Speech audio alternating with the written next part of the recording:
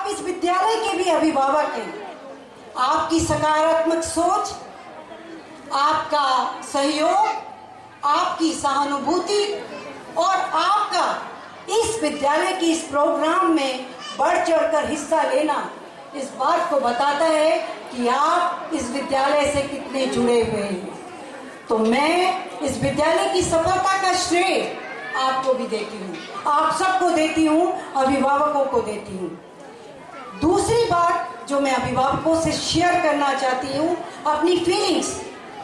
मैं ये जानती हूँ कि आज का अभिभावक अपने बच्चों के प्रति कितना ज़्यादा संवेदनशील है।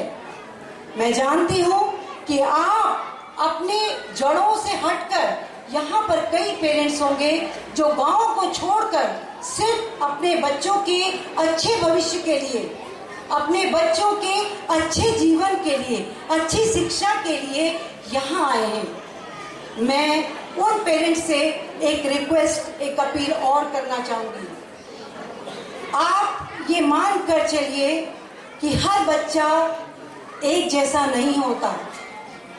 हम अपने बच्चे पर इंजीनियर ढूंढते हैं, डॉक्टर ढूंढते हैं, एस्ट्रोनॉट ढूंढते हैं, प्रोफेसर ढूंढते हैं, लेकिन आप सोचिए, क्या हर बच्चा इस चुनौती के लिए बना है? नहीं। हर बच्चा, आपकी फैमिली में अगर 4 बच्चे हैं तो उनका आईक्यू लेवल उसके अकॉर्डिंग नहीं है। हर बच्चे को आप एक जैसा ट्रीट नहीं कर सकते। इसीलिए मेरी रिक्वेस्ट है कि आप अपने बच्चों को टटोलिए, उनसे उनकी फीलिंग को जानिए, उनके अंदर क्या चल रहा है ये समझने की कोशिश करिए। आप देखिए कि आपका बच्चा कहाँ एडजस्ट करता है, आपके बच्चे के अंदर क्या स्किल है। मैं मानती हूँ कि स्कूल की भागीदारी है इसमें, लेकिन स्कूल से पहले हमारे वेदों में भी कहा गया है कि मदर सबसे पहली शिक्षिका होती है अपने हर बच्चे की। तो एज अ टीचर आपकी ये ड्यूटी बनती है, आपका ये कर्तव्य बनता है कि आप अपने बच्चे को देखिए, आपका बच्चा क्या बनना चाहता है। कहीं ऐसा तो नहीं आप अपने बच्चे को डॉक्टर बनाना चाहते हैं, आप अपने बच्चे को इंजीनियर बनना चाहते हैं, लेकिन वो बच्चा कुछ और बनना चाहता है। अगर आपने उसकी फीलिंग को नहीं समझा, उसके अंदर इनबिल्ट कैपेसिटी को नहीं समझा, तो कहीं ऐसा ना हो, ना बच्चा इंजीनियर बन पाए और ना वो बन पाए जो वो बनना चाहता है। तो मेरी आपसे दिल से ये रिक्वेस्ट है कि आप अपने बच्चे को जानिए, पहचानिए, वो क्या करना चाहता है जीवन में, क्योंकि उसकी सोच आपके लिए अहमियत होनी चाहिए। ये मैं एज अ पेरेंट समझती हूँ। चूँकि मेरे विभाग में हम मनोविज्ञान भी पढ़ते हैं, तो मैं आपकी साइकोलॉजी को भी समझती हूँ।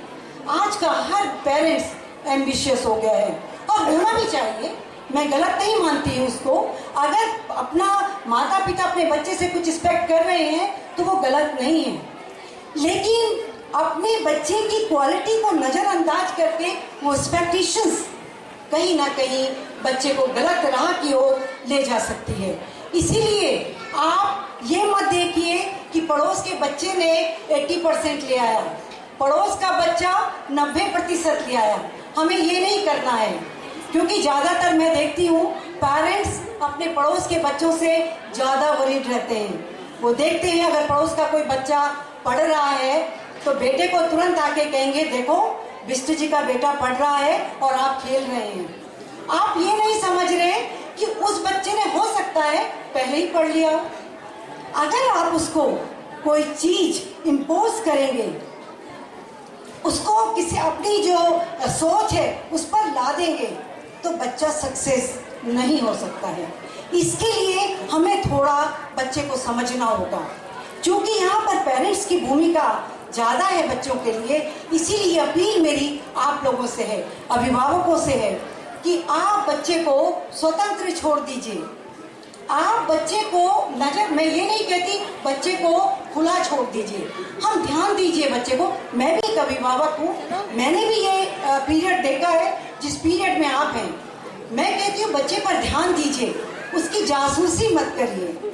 क्योंकि जिस दिन हमें ये पता चलता है या मेरे बच्चे को ये पता चलता है कि मेरी मदर मेरी जासूसी कर रही है, वो आपसे नाराज हो जाता है। करो जासूसी, लेकिन हमको पता नहीं चलना चाहिए। एक दोस्ती का व्यवहार हमारे साथ उनके साथ होना चाहिए। तो मेरी पेरेंट्स से अपने अनुभव के आधार पर यह अपील है कि प्लीज अपने बच्चे को अंडरस्टैंड करिए। वो कहाँ जाना चाहता है, किस क्षेत्र में जाना चाहता है, सोचिए। महाराष्ट्र का एक बच्चा जो पढ़ाई में बिल्कुल कमजोर था, लेकिन जब उसने अपना बल्ला उठाया तो आज महाराष्ट्र की पाठ्यक्रम में, कैरिकुलम में as a chapter, as a topic उसको पढ़ाया जाता है सचिन तेंदुलकर।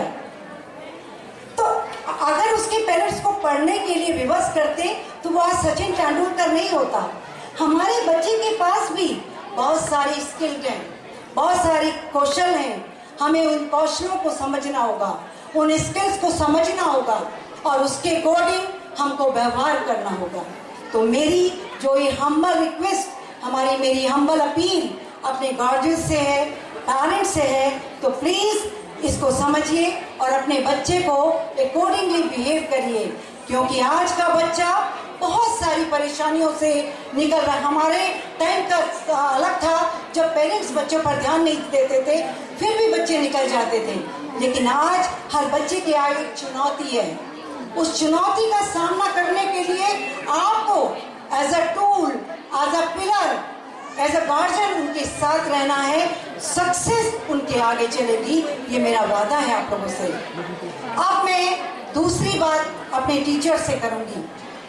मेरा दूसरा कंपोनेंट मेरा शिक्षक है, क्योंकि मैं भी एक शिक्षक हूँ।